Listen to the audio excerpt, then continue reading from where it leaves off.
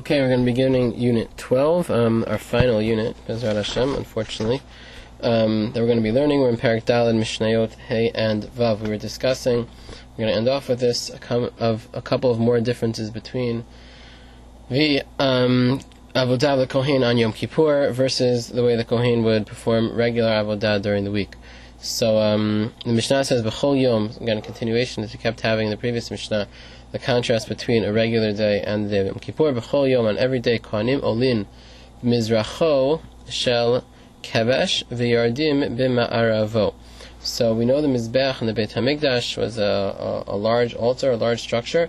In order to get up, one would have to walk up a ramp in order to get to the top of the Mizbeach itself.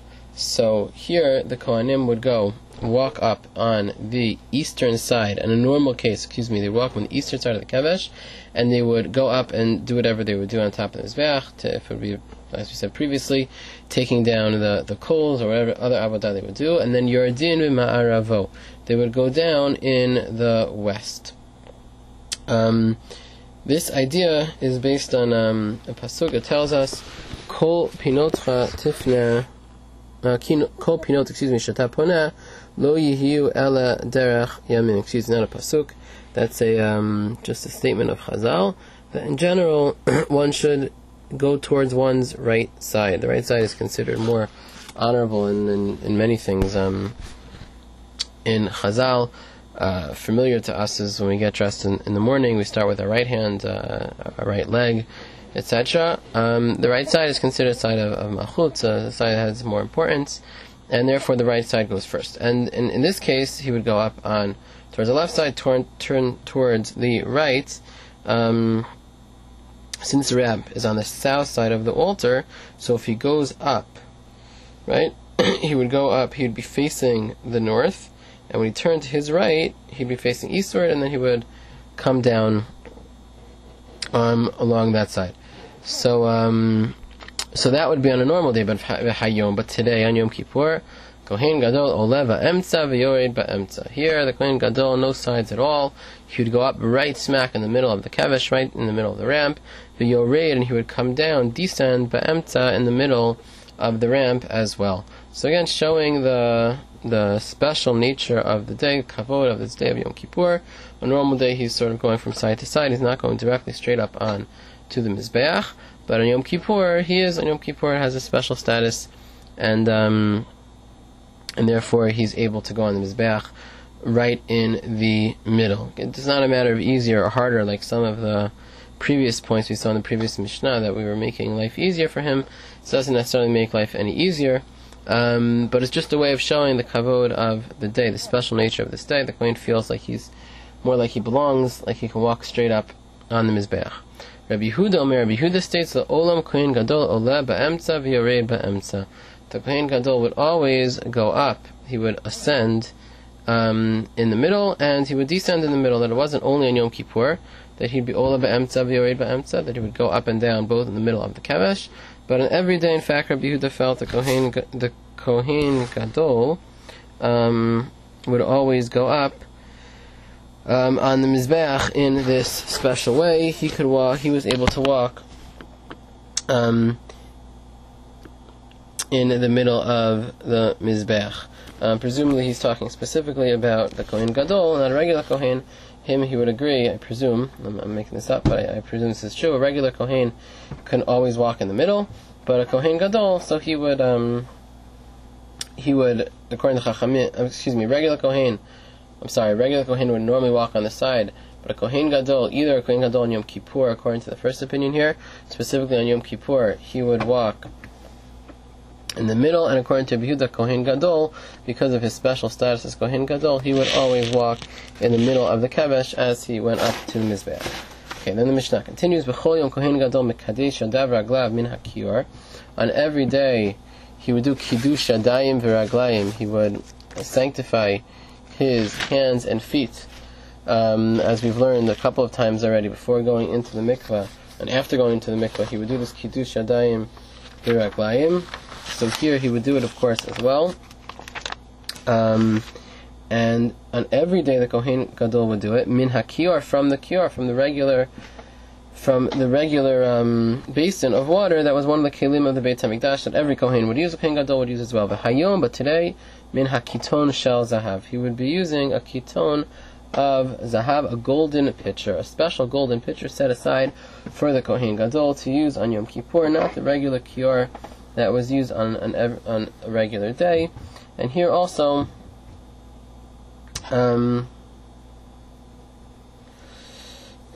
we see the special honor set aside for the day. We see that the kior is not necessary not to be used. You're allowed to do kiddush yadayim raglayim without it. Obviously, other kelim you wouldn't be able just to replace it with a different kli. You'd have to use a specific kli. You can't just not use out on the menorah one day and choose to use something else instead. Bring some candles from home. That wouldn't work. But the kior clearly is not akev. It's not necessary to have specifically the kior. Anything that you make kodesh, you make into a kli sharet, that is something that that can be used to do kiddush yadayim raglayim, to wash the hands and the feet. And therefore, for Yom Kippur, the Kohen Gadol would use that specifically. And again, Rabbi Yehuda comes along and says, no, the Olam Kohen Gadol Makadesh Adav Raglav Min Hakiton Shal Zahav. Kohen Gadol, this wasn't special for him, the Kohen Gadol, to do this specifically on Yom Kippur. For the Kohen Gadol, this was what he would normally do. This was the special way that for a Kohen Gadol to do Kiddush Yadayim Viraglayim. So he would do it. Of course, he agrees that on Yom Kippur he would do Kiddush Yadayim V'Raglayim with the special Kiton Shel Zahav, the special golden pitcher. Rabbi Yehuda is just pointing out that according to his opinion, he feels that he wouldn't only do it this way on Yom Kippur, but would in fact do it every day of the year with a special golden pitcher. Finally, the last Mishnah, Mishnah Vav, B'chol Yom Hayu Sham Arba Marachot. On every day, there were 4 piles of wood on the Mizbeach. They would place logs on the Mizbeach, and there were 4 piles on a normal day in order to be used for various different things. Some of them were used for the Karban Tamid itself. That was one of them. The second one would be used for the Ketorah, as we described earlier, how you bring down the coals for the Ketorah. Another one was just for having what's called Kiyum Ha'esh. The Pasuk says that it has to be an Eish Lefanai Tamid. There must constantly be a fire on the Mizbech at all times. So that was another Ma'aracha that was always there in order to, just for the sake of being there, not to be used for anything else, to make sure there was always a fire. And the last one would be used to burn the extra fats and some of the limbs of the Karbanot at the end of the day that were leftovers that weren't burned during the day. So these were the four ma'arachot, the 4 piles of wood that were constantly there. That were normally there. That used for specific purposes. And of course, you go into any shul, you see a ner tamid, a fire that's always there. That's of course zecher lemikdash. That's in remembrance of this third ma'aracha, this third fire, the fire that's constantly on the mizbeach. Just as there was a fire constantly on the mizbeach, we also have a fire that's constantly burning in our mikdash ma'at, in our small Beit HaMikdash, which is our Beit Knesset. So we also have a fire that's constantly burning there. So in the Beit HaMikdash, on a normal day, you would have not just 1 fire, but you'd have 4 fires. But v'hayom, on Yom Kippur, chamesh. On Yom Kippur, you'd have, instead of 4, 5. There'd be a 5th one specifically for Yom Kippur, because of course you're going to need to bring extra Ketoret in the Kodesh HaKadashim, and that would require extra fire. And therefore you'd have this extra on Divrei Rabbi Meir. These are the words of Rabbi Meir. Rabbi Yossi Omer. Rabbi Yossi says, B'chol Yom Shalosh. On every day, in fact, you have 3. Instead of being 4, there were 3. There was no need, according to Rabbi Yossi, for that extra 4th one that we said earlier to burn the extra fats from the previous day.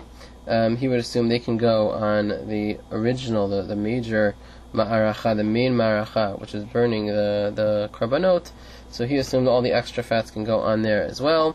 So the normal day would have 3. V'hayom arba, and today there would be 4, because again, that you could just add on in the extra one for Yom Kippur. He agrees you add an extra one for Yom Kippur, but he agrees that you have an extra one for Yom Kippur, but he said originally on a normal day there'd be 3, and therefore the additional one for Yom Kippur would add up to 4. Rabbi Yehuda, finally, Rabbi Yehuda Omer B'chol Yom Shtayim, every day you have 2. Rabbi Yehuda disagrees, says you don't even need an extra fire specifically for the sake of there being a fire. He says the fact that there's a fire there, the one that's being used in order to burn all the korbanot, that will make sure that that one is constantly burning, and that's enough. You don't need an extra fire specifically for that. The 2 that are used, one for the regular korbanot, one for the ketoret, for the incense, those are always there on a regular day. And v'hayom and Yom Kippur shalosh, there would be a 3rd fire burning on Yom Kippur for the extra ketoret of Yom Kippur. So they're all agreeing. A regular day you have a certain amount, and on Yom Kippur you have that amount plus 1.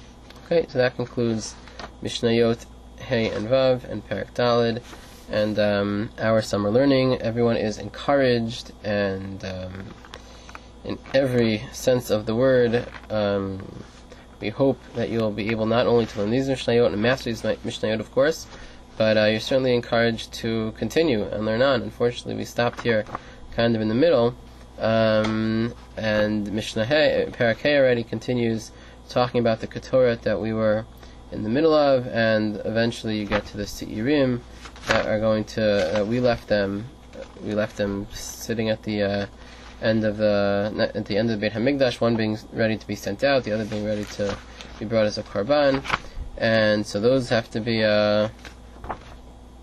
dealt with. And then the Kohen, what he would read from the Torah later on in the day, and going into the Kodesh HaKodashim. And eventually Masachet ends up talking about Yom Kippur, the way we're most familiar with it, on the Inuyim and those things that we don't do on Yom Kippur, that applies to each and every Jew. But hopefully our learning enhanced our understanding at least a little bit of what was done in the Beit HaMikdash, what unfortunately we're missing from the Beit HaMikdash nowadays, the various aspects of what was done, and how each of them teach us important lessons about the nature of the day of Yom Kippur, the respect, the honor of the special day of Kapara, and hopefully through our learning it will serve as a source of inspiration for all of us to appreciate Yom Kippur, to continue learning about Yom Kippur, and should be a Kapara for all of us and all of Bnei Yisrael. Amen.